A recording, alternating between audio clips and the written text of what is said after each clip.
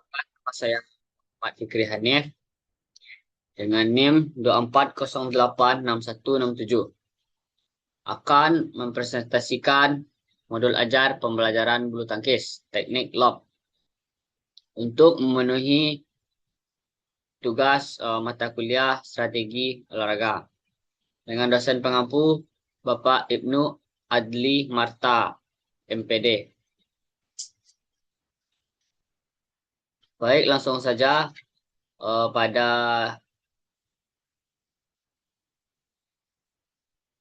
tujuan pembelajaran. Tujuan pembelajaran itu peserta didik dapat menganalisis dan menunjukkan dalam mempraktikkan aktivitas pembelajaran teknik lob pada bulu tangkis, posisi berdiri atau stance, gerakan kaki, footwork dalam permainan bulu tangkis sesuai potensi dan kreativitas yang dimiliki, serta mengembangkan nilai-nilai profil belajar Pancasila dengan menanamkan nilai-nilai sikap seperti mandiri dan gotong royong.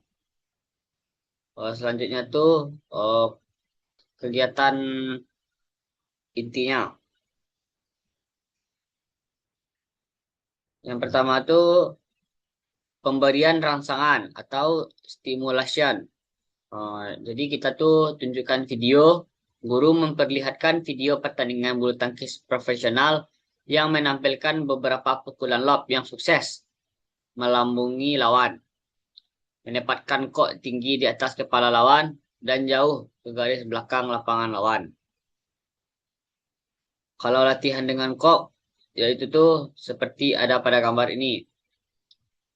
Peserta mencoba memukul kok ke arah yang ditentukan.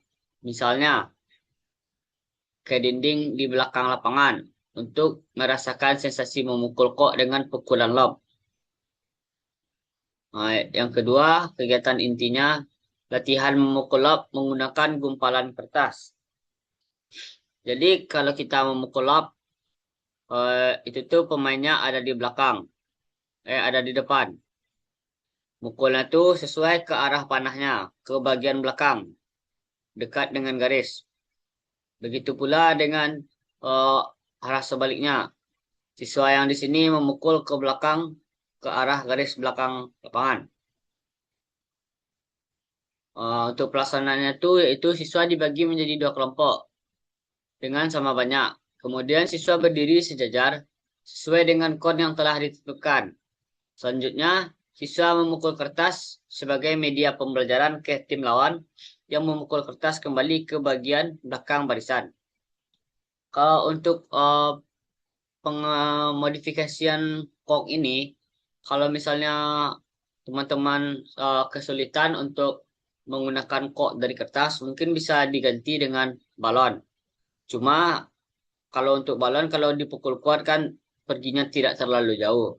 Jadi mungkin diperkecil aja lapangannya. Yang kedua, latihan memukul kertas dengan teknik lob ke arah target kardus.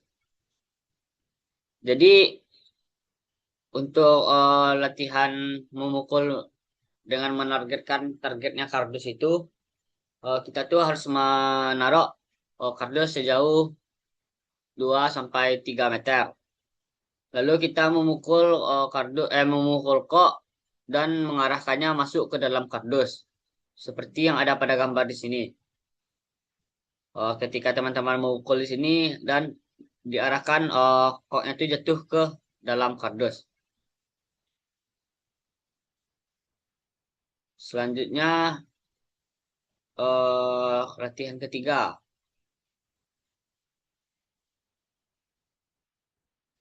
Latihan pukulan lob dengan target sasaran kardus dengan sistem poin. Jadi kalau yang tadi itu kita hanya mentargetkan ke dalam kardus, tapi yang ketiga ini kita harus menghitung poinnya. Jadi berapa banyak nanti teman-teman bisa masukin, itu tuh berpacu sama teman-teman yang lain.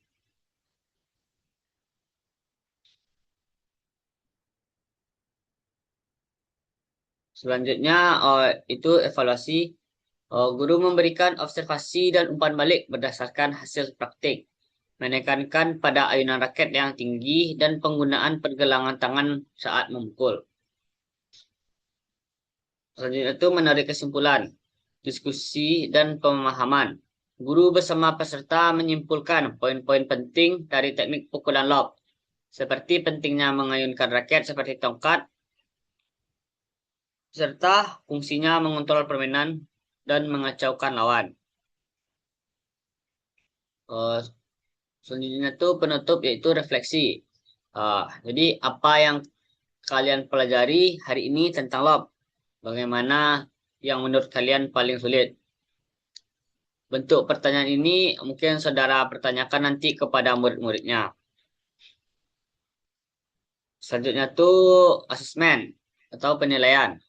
Yang pertama tuh ada jenis atau teknik penilaian. Yang pertama kompetisi sikap, observasi dan penilaian diri. Yang kedua kompetisi pengetahuan tentang tes tulis dan tes lisan. Yang ketiga kompetisi keterampilan seperti praktik.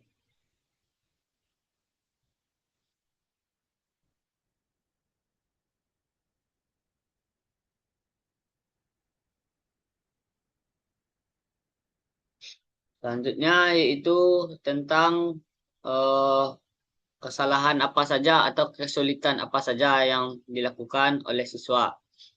Yang pertama itu kesulitan apa saja yang peserta didik alami atau temukan dalam melakukan pembelajaran teknik lob. Yang kedua, kesalahan apa saja yang ditemukan peserta didik dalam melakukan aktivitas pembelajaran teknik lob. Yang ketiga, bagaimana cara memperbaiki kesalahan yang peserta didik alami.